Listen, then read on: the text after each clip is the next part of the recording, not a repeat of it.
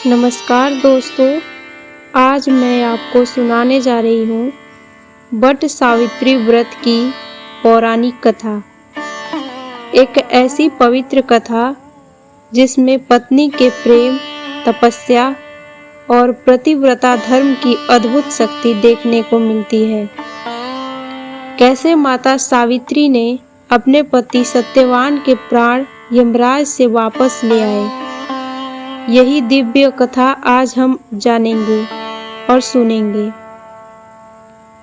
तो वीडियो को अंत तक जरूर देखिए और सच्चे मन से जय माता सावित्री अवश्य लिखिएगा कमेंट बॉक्स में। शुरू करते हैं पौराणिक कथा। एक समय की बात है, मद्र देश में अश्वपति नाम के एक प्रतापी राजा राज्य करते थे। उनकी पत्नी का नाम मालवी था। राजा रानी के पास सब सुख सुविधा थी, लेकिन संतान नहीं थी। संतान प्राप्ति के लिए राजा अश्वपति ने वर्षों तक माता सावित्री की कठोर तपस्या की।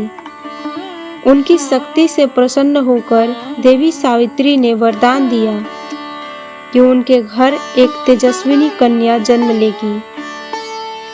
कुछ समय बाद राजा के घर एक सुंदर कन्या का जन्म हुआ।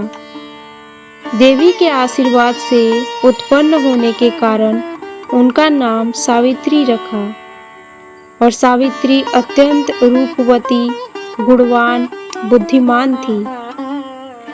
जब वह विवाह योग्य हुई तो राजा अश्वपति उसके लिए योग्य वर खोजने लगे, लेकिन कोई भी वर सावित्री के योग्य नहीं लगा।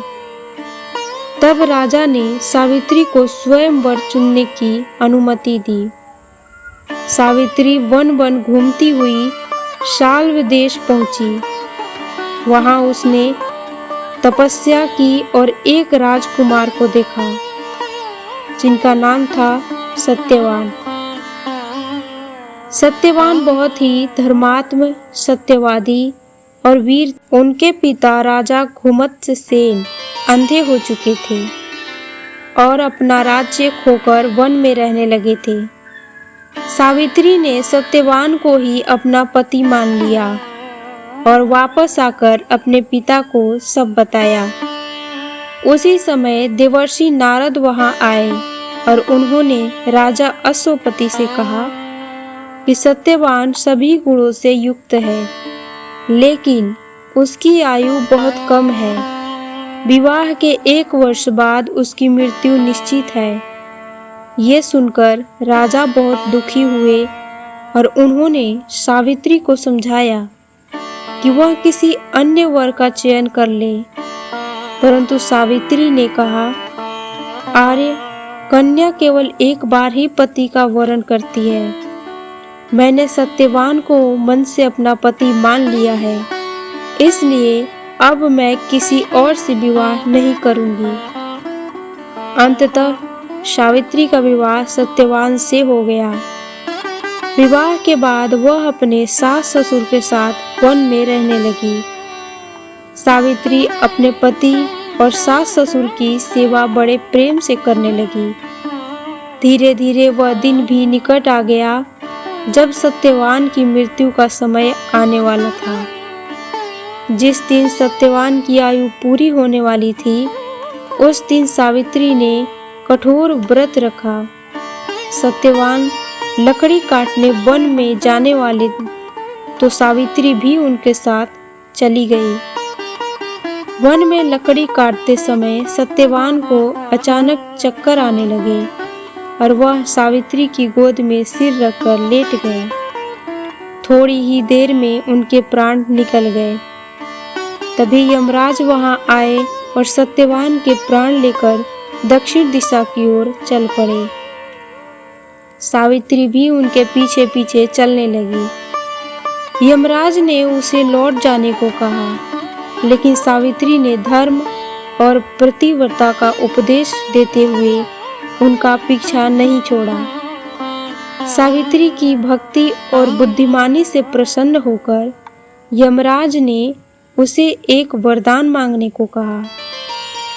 सावित्री ने अपने अंधे सास ससुर की आंखों की रोशनी मांगी और उनका खोया हुआ राज्य वापस मांग लिया। यमराज ने तथास्तु कहा और आगे बढ़ गए। सावित्री फिर भी उनके पीछे चलती रही। यमराज ने दूसरा वर मांगने को कहा। सावित्री ने अपने पिता राजा अश्वपति के लिए 100 पुत्रों का वरदान मांगा।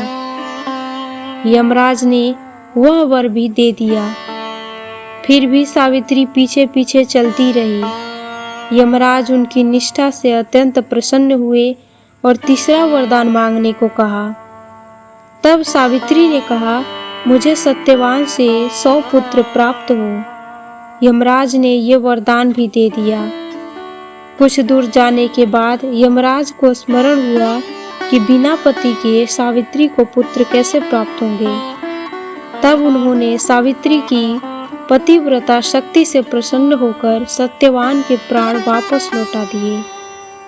सावित्री वापस उसी स्थान पर आ गई जहाँ सत्यवान का शरीर पड़ा था।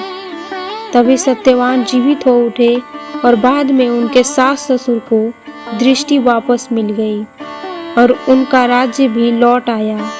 इस प्रकार सावित्री ने अपने पतिव्रत धर्म और वृद्धि और बुद्धि और भक्ति बल पर अपने पति को पुनः जीवन दान दिलाया।